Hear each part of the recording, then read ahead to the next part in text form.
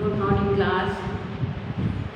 Okay, आज आपको गद्य पढ़ाने हैं महाकवि माघ का प्रभात वर्णन। महाकवि माघ का प्रभात वर्णन, ठीक है। देखिए मतलब जो लेसन नंबर 1 हो चुका है और लेसन नंबर आ गया तो महाकवि माघ का प्रभात वर्णन कहते हैं। रात अभी देखिए, रात अभी कभी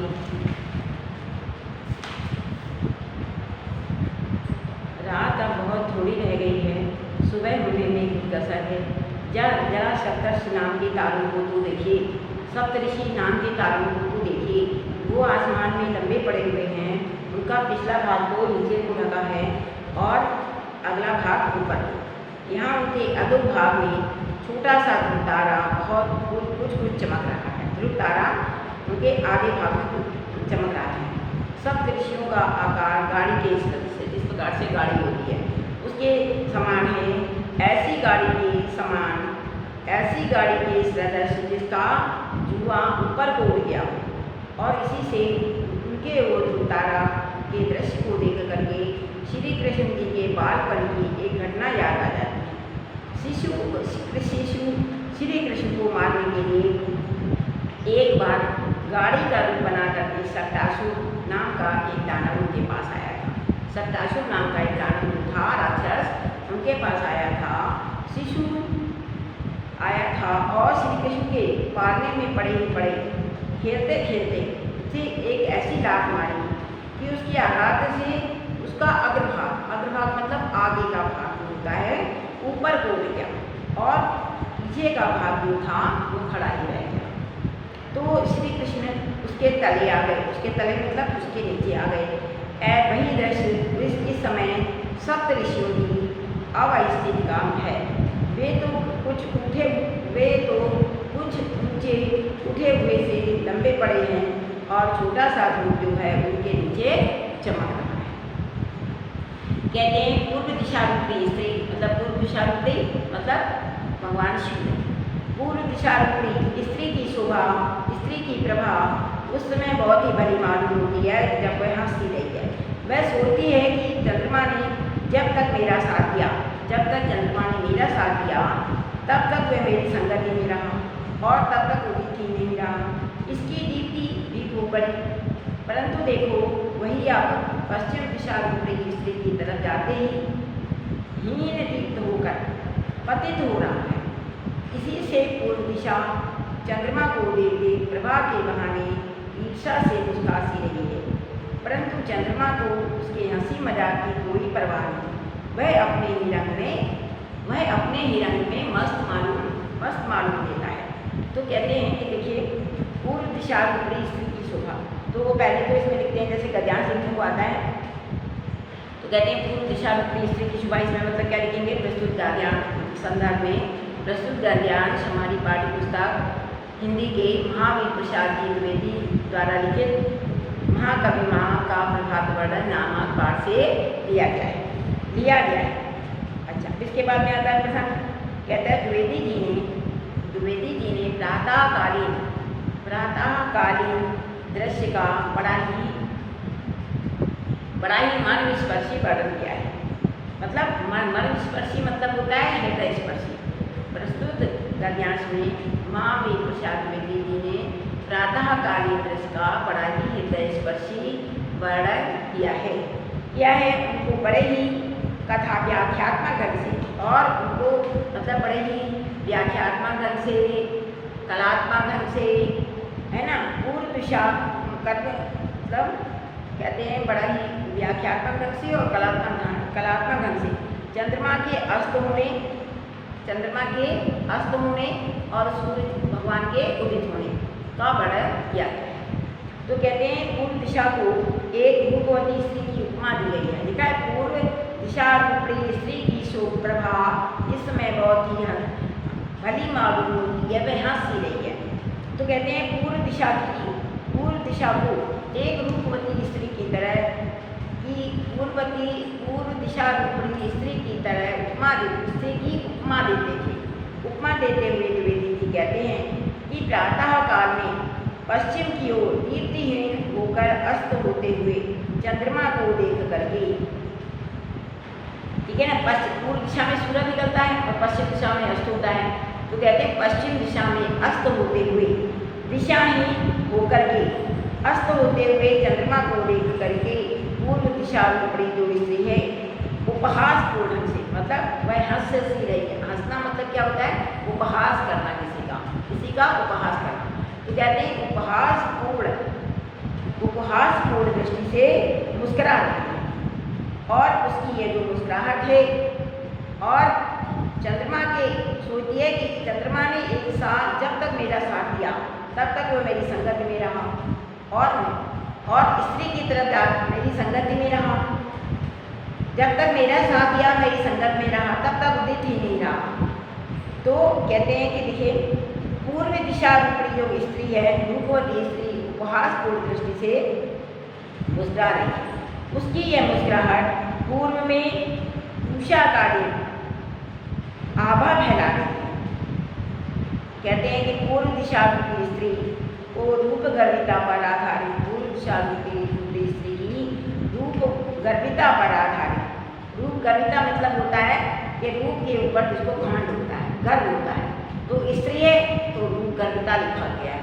तो रूप गर्विता पर आधारित इस व्यंग्यात्मक मुस्कान को देख करके ऐसा प्रतीत होता है कि मानो वह चंद्रमा का उपहास उड़ाती हुई, मानो वह चंद्रमा का उपहास उड़ाती हुई यह सोच रही है कि उसका साथ छोड़ करके पश्चिम दिशा रूपी स्त्री, पश्चिम दिशा रूपी स्त्री मतलब क्या हो गया? जो पराई स्त्री होगी पश्चिम दिशा रूपी, तो पराई स्त्री की ओर जाने के कारण ही चंद्रमा अपनी दीप्ति खो बैठा है, मतलब चंद्रमा अपनी चमक को खो बैठा है और अपने अंत की ओर अग्रसर हो रहा है। किंतु चंद्रमा पश्चिम दिशा रूपी नारी से मिलने की धुन में, पश्चिम दिशा रूपी नारी से मिलने की धुन में क्या हर बात में मतलब क्या करता है? लापरवाह दिखाई देता है, कि मतलब कहते हैं कि दीप्ति होकर चंद्रमा को ईर्ष्या से मुस्कुरा रही है, परंतु चंद्रमा को उसके हंसने की कुछ भी परवाह नहीं, वह अपने ही रंग में मस्त मालूम होता है। कहते हैं पराई स्त्री की ओर, पराई पश्चिम दिशा रूपी जो नारी है, पराई स्त्री है जो, उसकी ओर मतलब उसकी ओर नारी में मतलब चंद्रमा जो है कहते हैं अपनी दीप्ति जो है वो बैठा है और अंत की ओर अग्रसर हो रहा है। किंतु चंद्रमा पश्चिम दिशा रूपी स्त्री मतलब पराई जो नारी है, पराई नारी से मिलने की धुन में वो हर बात से लापरवाह लगता है, मतलब उसे किसी चीज़ की परवाह नहीं है।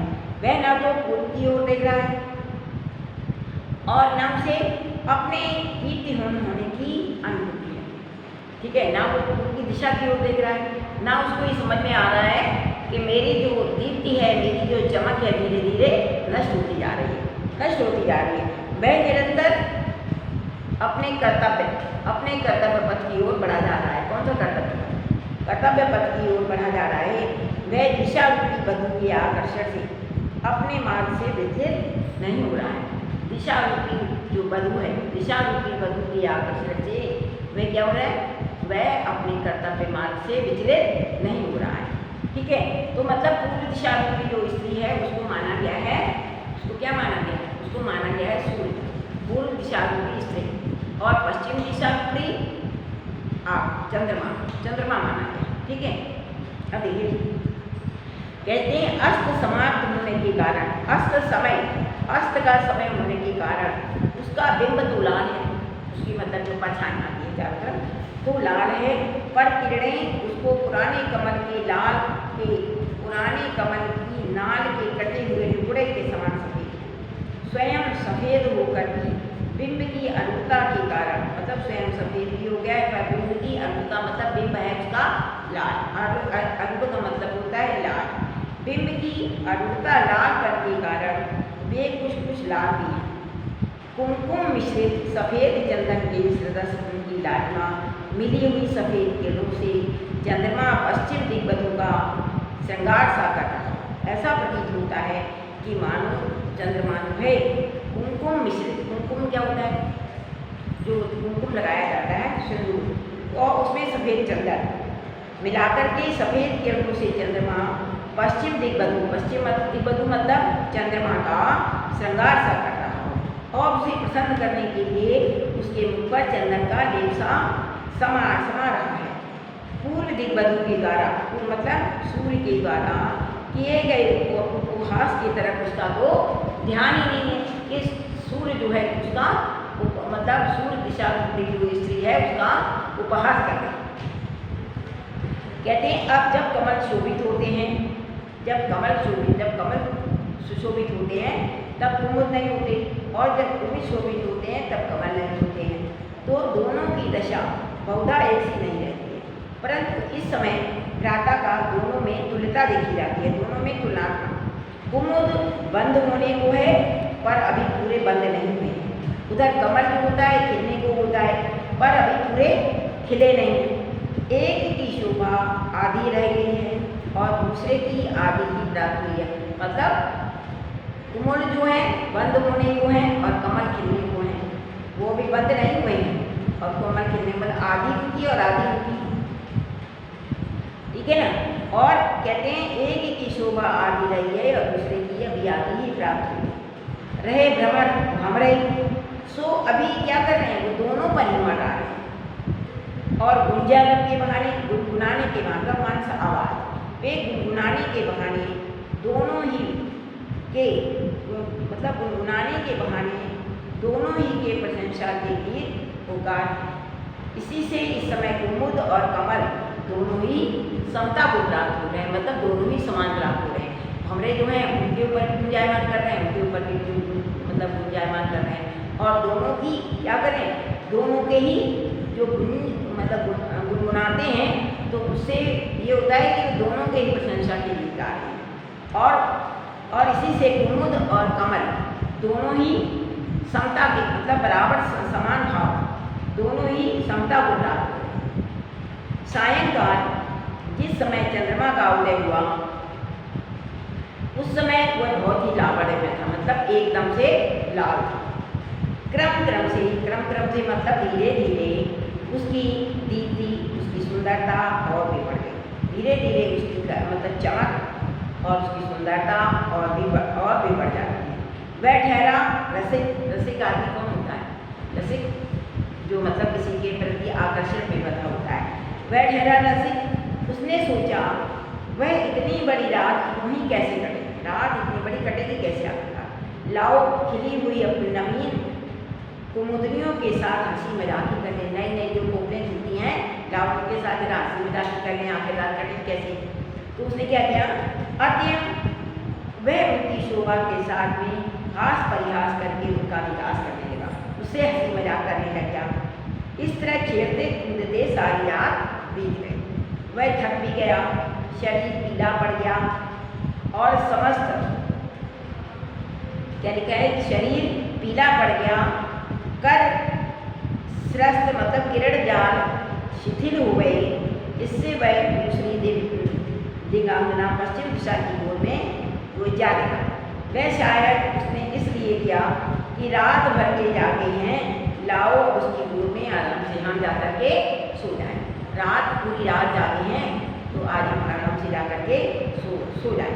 कहते हैं अंधकार के निकट बैठी महाराज अंशुमाली कभी अभी तक दिखाई नहीं दी, तथापि उनके साथी अरुण ने ही उनके अवतीर्ण होने के पहले ही थोड़े ही नहीं समस्त तिमिर का सर्वनाश कर दिया।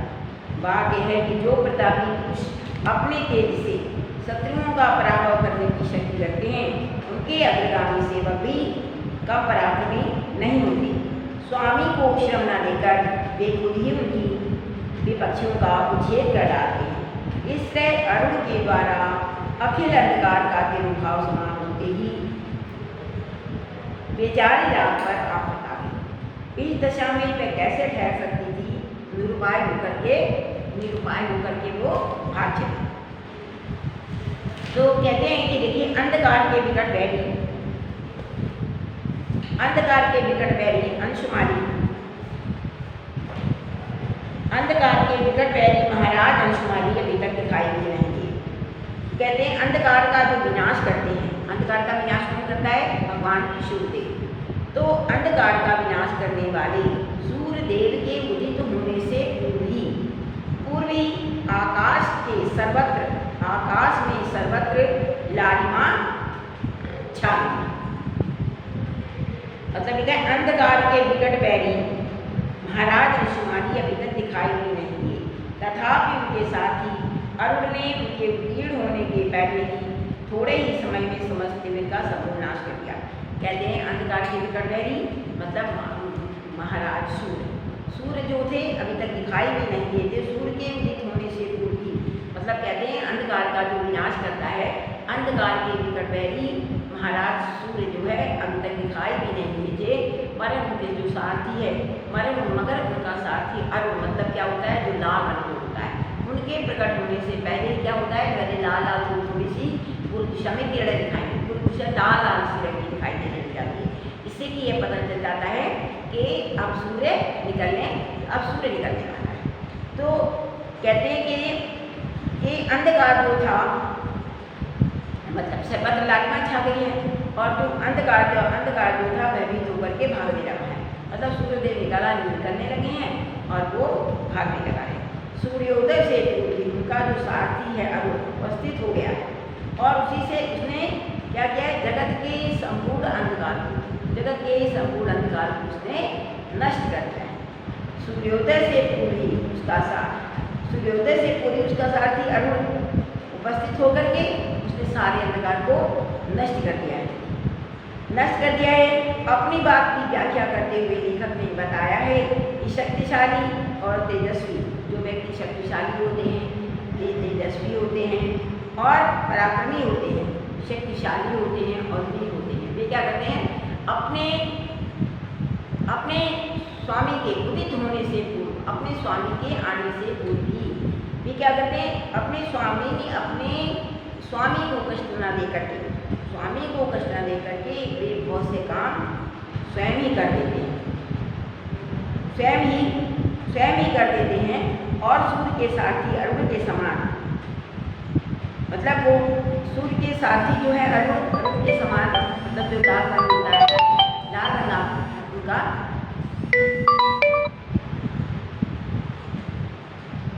स्वयं ही कर देते हैं, तथा उनके विरोधियों को भी वे स्वयं ही समाप्त कर डालते हैं।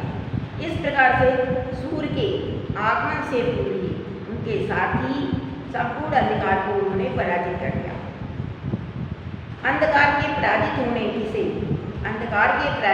से असहाय जो रात्रि थी, जब मतलब अंधकार था, असहाय रात्रि पर मानो विपत्तियों का पहाड़ टूट पड़ा। ऐसी स्थिति में एक पल के लिए भी वह वहाँ पर ठहर ना सकी और असहाय होकर के वहाँ से भाग चली। देखिए लिखा है ना, वे प्रतापी पुरुष अपने तेज से शत्रुओं का पराभव करने की शक्ति रखते हैं, उनके अग्रगामी सेवक भी कम पराक्रमी नहीं होते। मतलब सूर्य का जो सारथी है अरुण, वे कम पराक्रमी नहीं होते हैं। क्या करते हैं? वे वे अपने स्वामी को कष्ट नहीं देते हैं, और वे शक्तिशाली होते हैं, तेजस्वी होते हैं और वीर पुरुष होते हैं, जो मतलब अपने सारथी को स्वामी को कष्ट न दे करके वे उनका काम बहुत सा काम जो होता है वे स्वयं ही कर देते हैं। और जब धीरे धीरे सूर्योदय होता है तो जो अंधकार की जो रात्रि होती है, अंधकार पराजित हो जाता है, या अंधकार रूपी रात्रि जो होती है वह असहाय हो जाती है, वह असहाय होकर के भागने लग जाती है।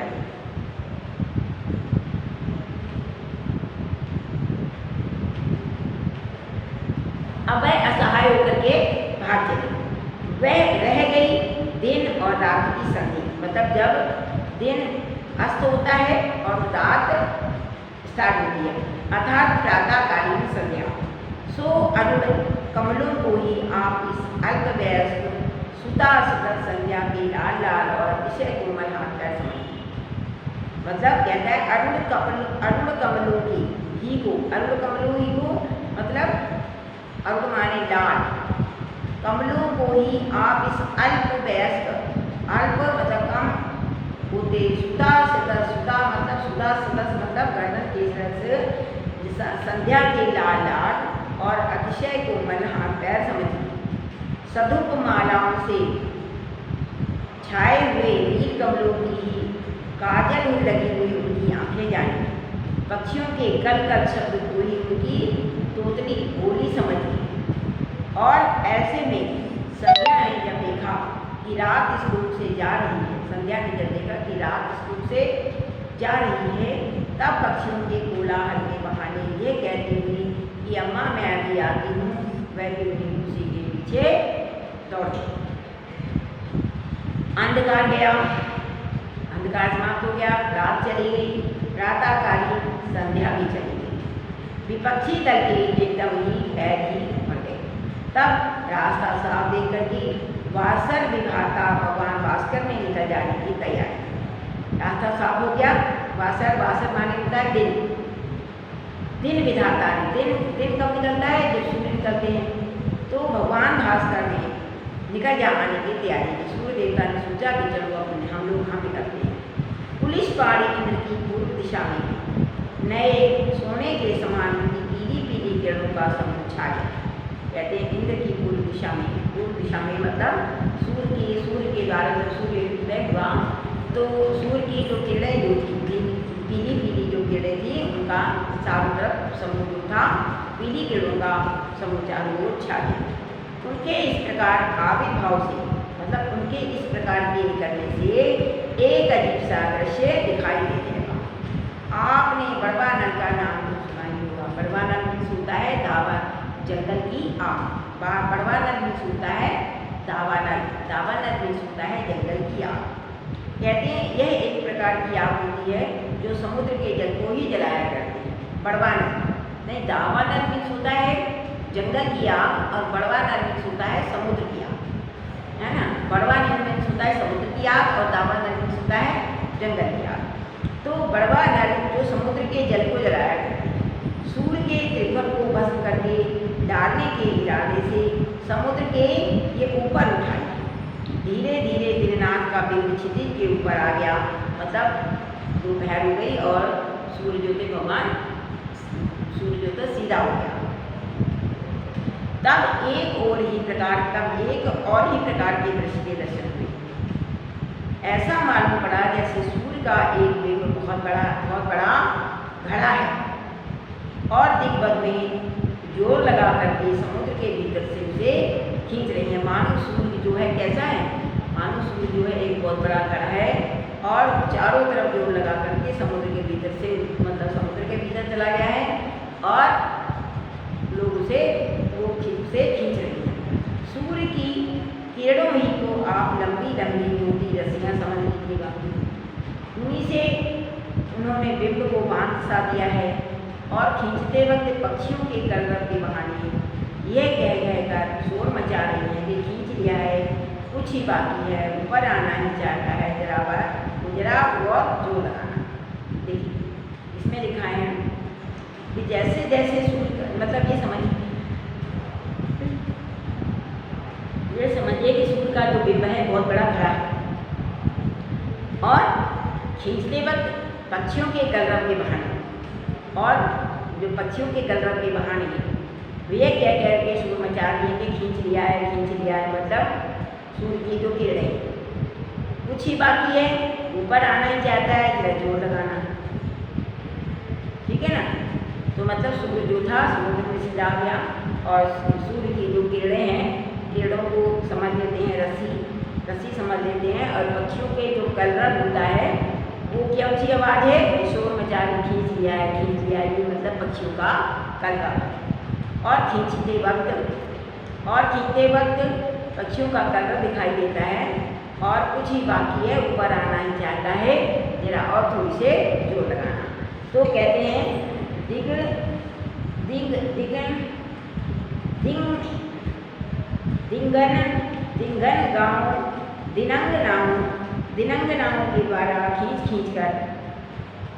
दिनंगनाओं के द्वारा खींच कर किसी तरह सागर की सलिल राशि से बाहर निकाले जाने पर सूर्य का बिंब चमकता हुआ लाल दिखाई दिया।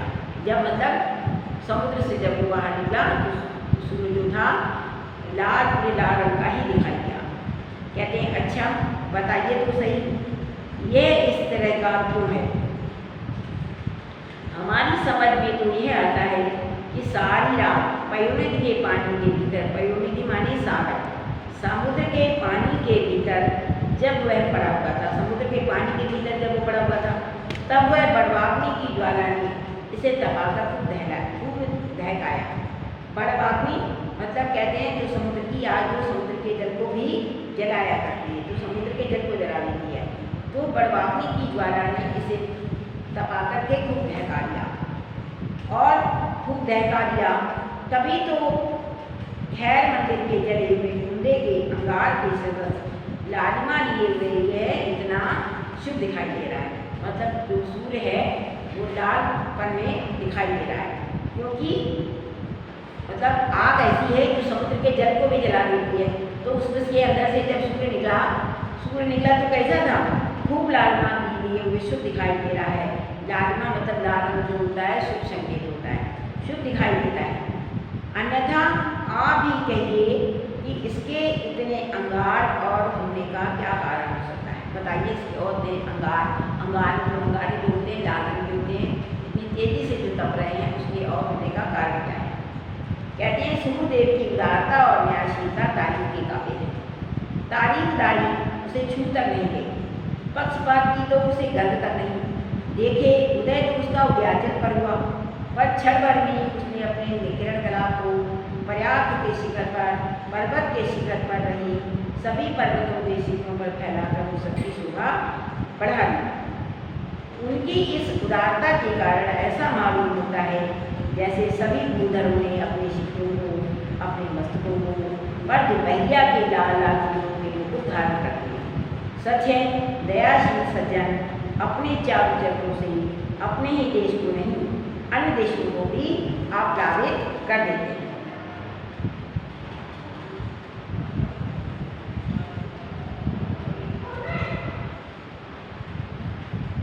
कहते हैं कि सूर्यदेव की उदारता और न्यायशीलता जो है, सूर्यदेव की उदारता और न्यायशीलता तारीफ के काबिल है।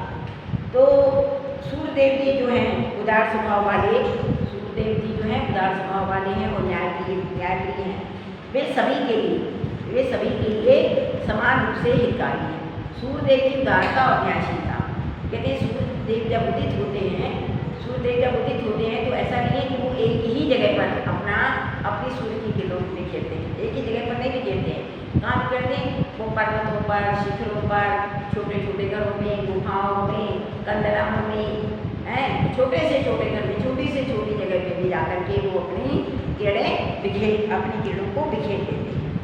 और उनमें पक्षपात की बिल्कुल भी कोई भी भावना नहीं होती है, परंतु वे सभी के प्रति समानता का भाव रखते हैं। जैसे पर्वतों ने दोपहर के पुष्पों के समान लाल रंग के मुकुट अपने धारण करके शीश पर धारण करते हैं। कहते हैं जैसे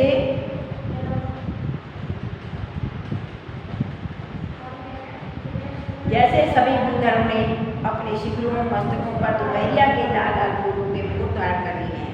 तो कहते हैं कि सूर्यदेव की, कहते हैं मतलब सूर्य की जो लाल किरणें हैं उनके समान पर्वतों के शिखरों पर जब पड़ती हैं, सूर्य की जब लाल लाल किरणें जो होती हैं पर्वत के शिखरों पर पड़ती हैं आकर के, तो ऐसा प्रतीत होता है मानो दोपहर के पुष्पों के समान लाल रंग के मुकुट, दोपहर के पुष्पों के समान जब फूल खिलता है पुष्पों के समान लाल रंग के मुकुट अपने अपने शीश पर उन्होंने ग्रहण कर लिए। सूर्यदेव के इस उदार स्वभाव को देख करके यह सहज ही बोध हो जाता है कि उदार चरित्र वाले सज्जनों का यह स्वभाव होता है कि वे अपनी योग्यता के कारण, शक्ति और आचरण से वे अपने निज स्थान को भी लाभान्वित और शोभायमान तो करते ही हैं, साथ ही वे दूसरे प्राणियों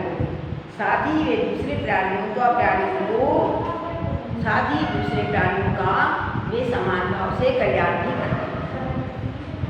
किसी भी प्रकार का वो भेदभाव, कहते हैं किसी भी सच है उदारशील सज्जन अपने चारों से अपने ही देश को नहीं,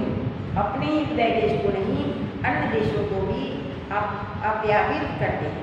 कहते हैं जो सज्जन जो उदारशील होते हैं वे अपने चरित्र के द्वारा वे अपने देश को ही नहीं करते हैं बल्कि किसी भी देश से भेदभावपूर्ण भावना से रहित होते हुए वे जन जन का कल्याण करना नहीं होता है, जन जन का कल्याण करना उनका स्वभाव होता है। तो इसमें साहित्यिक सौंदर्य देखा जाता है कि इसमें भाषा जो है अलंकारिक भाषा है, इसमें भाषा अलंकारिक भाषा है, भावात्मक और व्याख्यात्मक और काव्यात्मक। अलंकार जो है रूपक अलंकार है और उत्प्रेक्षा अलंकार है। जैसे लिखा है मानव, तो यहाँ पर रूपक अलंकार आया है और आया है उत्प्रेक्षा अलंकार। ठीक है, उत्प्रेक्षा अलंकार। ठीक, अब देखिए उद्याचल के शिखर में आंगन में बाल सूर को खेलते हुए 30 मिनट हो गए हैं, तो क्या सकते हैं। उद्याचल के शिखर आंगन में बाल सूर को खेलते हुए धीरे धीरे रहते देख करके पद्मनियों को बड़ा प्रमुख हुआ। सुंदर बालक को आंगन में जान पान चलते देख स्त्रियों का प्रसन्न होना स्वाभाविक ही है। अतएव उन्होंने अपने कमल मुख के विकास को ये बहाने हंस कर बड़े प्रेम से उसे बड़े प्रेम से देखा। यह दृश्य देख करके माँ के इस रस अंतरिक्ष देवता का हृदय भर आया। वह पक्षियों के कलरव के निष्फोल भी आजा आजा बेटा आ फिर क्या था। बाल लीला देखता हुआ झट अपने मृदुल मतलब क्या कर माने होता है, जो उसकी किरणें होती हैं, किरणें फैलाकर अंतरिक्ष की गोद में कूद गया। उद्याचल पर उदित होकर जरा सी देर में वह आकाश में आ गया। तो कहते हैं, देखिए मतलब कहते हैं जब सूर्य उदय होता है तो वह एक शिशु के समान प्रतीत होता है, मतलब छोटा सा दिखाई देता है, धीरे धीरे करके वो बड़ा होता है। तो कहते हैं कि जब सूर्य उदय होता है तो वह शिशु के समान होता है। धीरे धीरे जब वह उद्याचल शिखर की ओर बढ़ता है तो ऐसा प्रतीत होता है मानो वह उद्याचल रूपी आंगन में क्रीड़ा करता हो। जिस प्रकार घर के आंगन में किसी सुंदर शिशु की क्रीड़ाएं करते हुए और घुटनों के बल चलते देख करके घर की महिलाओं को बड़ा हर्ष प्रतीत होता है। तो छोटा सा बच्चा घर के आंगन में खेलता है तो घर की जो महिलाएं होती हैं उनको बड़ा ही हर्ष प्रतीत होता है, बहुत बड़ा आनंद अनुभव होता है। तो क्या होता है, तो उसी प्रकार से राधाकालीन सूर को उद्याचल के शिखर पर धीरे धीरे चलते हुए देख करके कमलियों को परम आनंद प्राप्त होता है। कमलियाँ बाल सूर के अद्भुत रूप को देख करके हर्षित होने लगी और सूर्य के उदय होते ही कमल और कमलियों ने विकसित होना आरंभ कर दिया। मतलब सूर्य जब खिला तो कमल और कमलियाँ, कमल के फूल जो थे, कोई फूल जो थे सब खिल गए और बाल सूर के प्रति कमलियों के इस आकर्षण को देख करके आकाश देवी के उल्लास को व्यक्त आकाश देवी के हृदय में भी वात्सल्य की भावना का संचार होने लग गया। मतलब आकाश से जो देवी और देवता देख रहे थे उनको भी मतलब उल्लास होने लगा, भावना का संचार होने लगा। वह बाल सूर के स्वरूप पर मुग्ध हो गई और पक्षियों के चहचहाने के बहाने से बोली आ बेटा कहकर उसे पुकारने लगी। प्रकृति रूपी माता के इस ममतापूर्ण दुलार से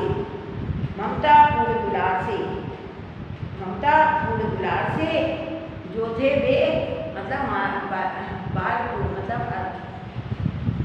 माता के जो बाल रूपी मतलब आकार मतलब कहते हैं माता की इस ममतापूर्ण जो दुलार था उससे वो अत्यधिक हर्षित हो गए और अपने रश्मि रूपी सुकोमल हाथों को फैला करके आकाश देवी की गोद में कूद गया। इस प्रकार से उद्याचल के शिखर पर उदित होने वाला सूर्य कुछ ही देर में आकाश में चमकता हुआ दिखाई दे देगा और चारों ओर सूर्य का प्रकाश जो था वो फैल गया। तो इसमें कहते हैं साहित्यिक सौंदर्य में क्या आता है? साहित्यिक सौंदर्य में आता है कि सूर्य को सुंदर बालक एवं आकाश को सूर्य को सुंदर बालक के रूप में और आकाश को माँ के रूप में यहाँ पर चित्रित कर दिया गया है ना। पक्षियों के चहचहाने को माता की पुकार के रूप में चित्रित किया गया है। माता की पुकार के रूप में यहाँ पर चित्रित कर दिया गया है। और मानवीकरण और प्रतीकात्मकता पर आधारित ये मतलब प्रतीक होता है। यहाँ पर मानवता और प्रतीकात्मक आधार पर ये प्रयोग किया गया है। और अलंकार इसमें है रूपक, उत्प्रेक्षा और मानवीकरण अलंकार का प्रयोग हुआ है। ठीक बेटा, गुड, ओके, बाय।